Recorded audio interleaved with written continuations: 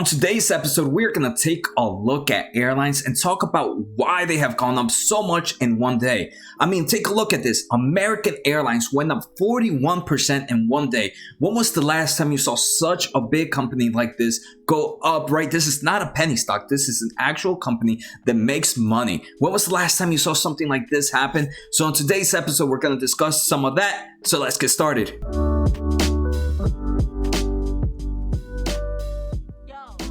All right, so first let's start off by just giving a quick recap of what happened to all these airline companies, right? We have everything from American Airlines, Delta, Southwest, Spirit Airlines, JetBlue. All of these companies have taken a huge hit due to COVID-19. And the main reason was just the amount of flight capacity these companies were seeing had dramatically decreased, right? I forget which one was the worst month. We're going to see it in a bit. I'm not sure if it was April or March, but one of them saw a decrease in revenue of almost 90% compared to the same time last year. Imagine having 90% of your income just stopping out of nowhere, and then having more people requesting more refunds. Obviously, these companies were hurting big, and investors knew that, right? And for that reason, some of these companies, right, for example, American Airlines was down about 70% from its peak in February. So imagine this company lost 70% of its total value.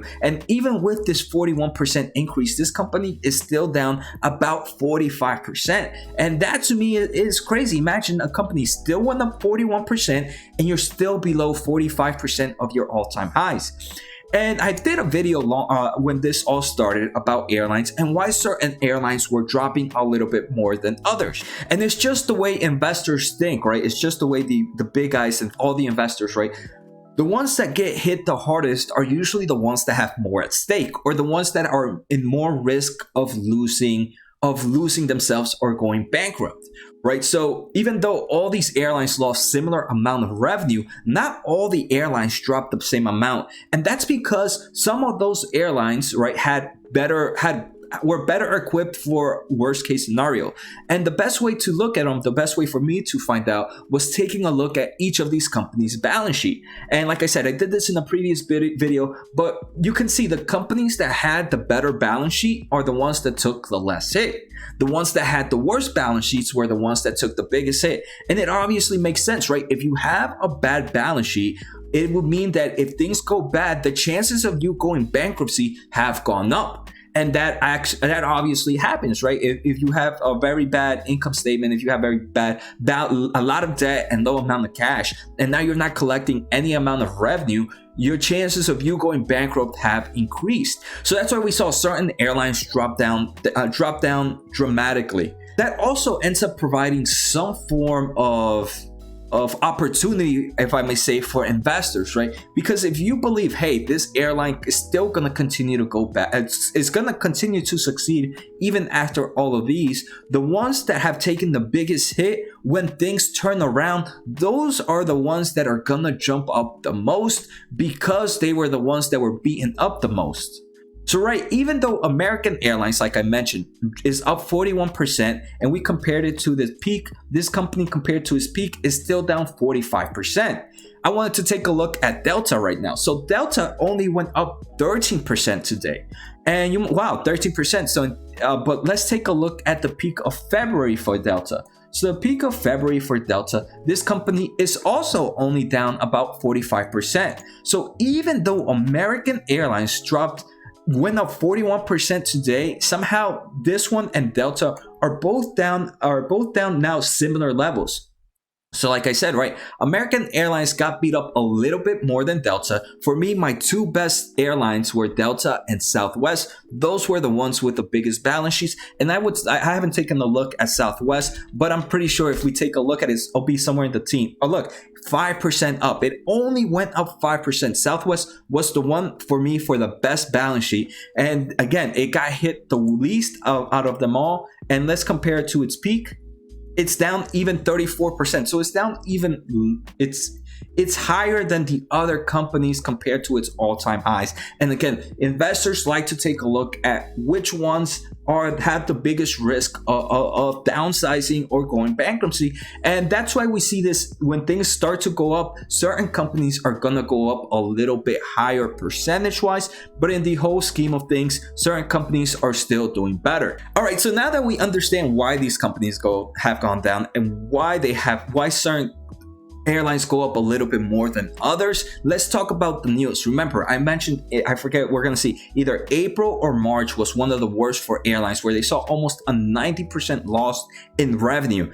Most of the CEOs were pretty optimistic for future, kind of optimistic. They were in the short term of things. They did think that things were going to continue to get better and better as months progress, but they still say that airlines as a whole are going to be a whole different company compared to where they were same time last year, right? They're saying that, hey, people are still going to do air travel, but they do expect a decrease compared to same time last year, even when everything goes back to normal. So I do believe that some of these airlines might not go back up to their all-time highs where they were just a few months ago. And another reason for that is a lot of these companies did dilutions. They had to end up selling some more equity of their position to end up creating more cash and having more liquid cash. And this is obviously going to hurt the overall value of the company. And like I said, for that reason, and for the growth of and for the company not being the same size,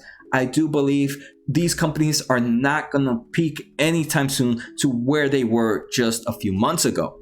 Again, this is just my opinion and I could be completely wrong. And actually, guys, before we go any further, don't forget to hit the subscribe button, the thumbs up, and the bell. It helps the small channel out so much, and I truly, truly appreciate all the support. If you guys ever want to get in contact with me, I'm very active in the comments, but Twitter, and I have a Discord group with a lot of different investors. And if this is your first time to this channel, every single day I take a look at a brand new company and I do a full in-depth analysis. And I turn everything. I take a look at their balance sheet, past revenue growth, free cash flow margins, my thoughts on valuation, my thoughts on their market. So I literally study a new company. Right now, I just kind of wanted to do an overview, but I already did a few videos today. If you guys want to check them out, I would truly, truly appreciate it. And also in the comments below, let me know, are you guys right now, are you guys in any of these airlines? Which airlines have you bought? Are you excited that you're seeing this uptrend right now? Do you think this is a little bit too high? So let me know, what are your thoughts right now of the overall market? All right, so now we're going to take a look at some news, and this is from investors.com. American Airlines source as flight hit tipping points. You guys can feel free. I highlighted all the important information I grabbed from this article. And the first thing is, for the first time since the pandemic, more than half of Americans' domestic capacity will be in service again. This carrier's flight in July will be 55% of a year ago levels, up from 25% in June and 20% in May. So that's crazy, right? Just in May, this company was only running at 20% capacity. Obviously a big reason to see that big drop. Now they're saying by July, they're gonna see a 55% compared to same time last year. They do say that the routes that are going to increase, the ones that are gonna see more capacity, are the popular tourist routes, which actually makes sense for companies like this, right? This includes cities like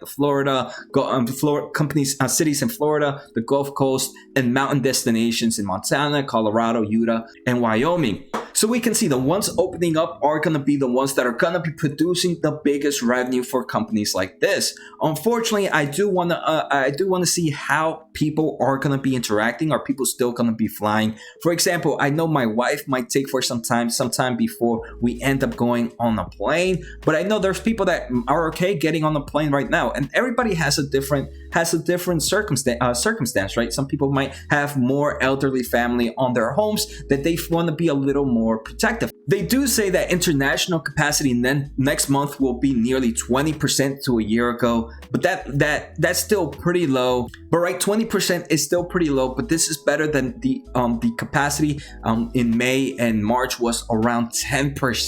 And right, a big reason for that were a lot of these countries, and just a shutdown that happened, right? There were a lot of countries were not able to come into the United States, and certain countries also did not allow other tourists to come into their countries. So that also ended up handicapping the amount of international flights. The airline also said that it's going to start reopening some of its airport lounges on June 22nd, but it's still going to be limited capacity.